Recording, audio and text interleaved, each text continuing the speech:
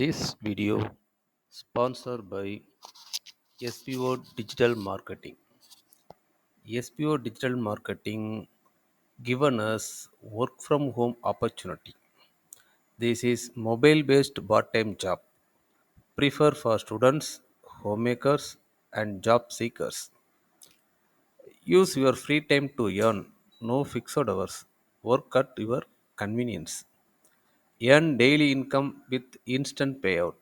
So start from your works today. Send your details to below WhatsApp number. Thank you.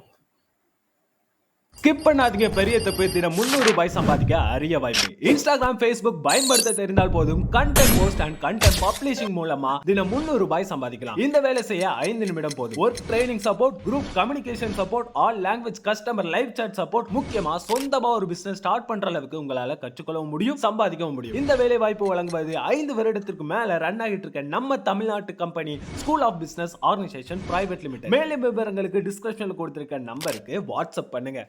பனைமரம் ஏன் முக்கியம்?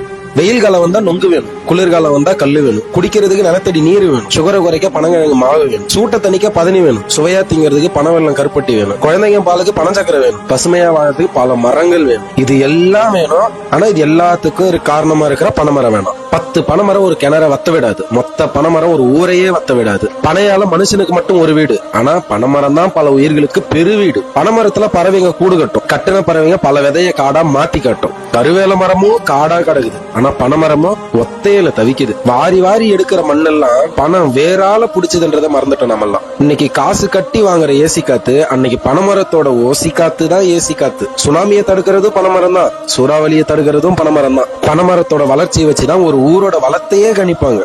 ஒரு அண்டா வைக்கிற இடத்துல வாழற பனைமரம் அம்மா இடத்த புடிச்சுக்குதுன்னா அறுத்து வெட்டி கெடாசுறாங்க. 100க்கு மேல பயன் தர ஒரு மரத்தை சூளைக்கு வெறும் 100 ரூபாய்க்கு வெட்டுறது எவ்வளவு பெரிய பாவம் இல்ல? ஒரு ஒத்த பனைமரம் ஒரு வருஷத்துக்கு எவ்வளவு பனவெல்லம், பதனி, கல்லு, பனஞ்சீனி, நொங்கு, பனம்பழம், பனங்கிழங்கு, இன்னும் எவ்வளவு கைவினை பொருட்கள், எவ்வளவு திங்கிற பொருட்களை கொடுக்குது. அதற்கான நன்றி கொஞ்சமாச்சு நம்ம கிட்ட இருக்கா?